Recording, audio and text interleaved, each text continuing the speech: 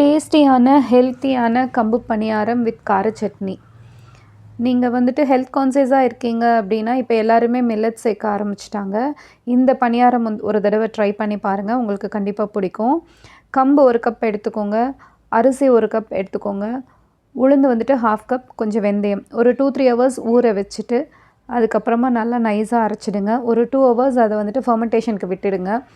அதுக்கப்புறம் அதை தாளிக்கிறதுக்கு எண்ணெய் விட்டு கடுகு, உளுத்தம்பருப்பு, வெங்காயம், வரமிளகா, கறிவேப்பிலை, உப்பு எல்லாம் ஆட் பண்ணி நல்லா வதக்கிட்டு அதை வந்துட்டு அந்த மாவில் ஆட் பண்ணிவிடுங்க.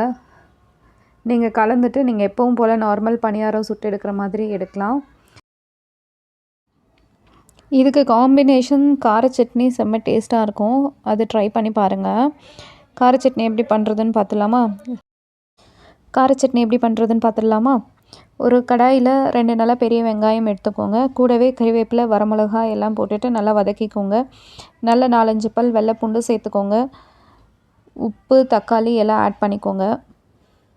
நல்லா அது வதங்கினதுக்கப்புறமா கூடவே ஒரு சின்ன துண்டு புளி சேர்த்துட்டு நீங்கள் அரைச்சி எடுத்திங்கன்னா நல்லா டேஸ்டியான கார சட்னி ரெடி. இந்த காம்பினேஷன் நீங்கள் ட்ரை பண்ணி பார்த்துட்டு எனக்கு கமெண்ட் பண்ணுங்கள் எப்படி இருந்ததுன்னு. தேங்க்யூ. கண்டிப்பாக சப்ஸ்கிரைப் பண்ண மறக்காதீங்க.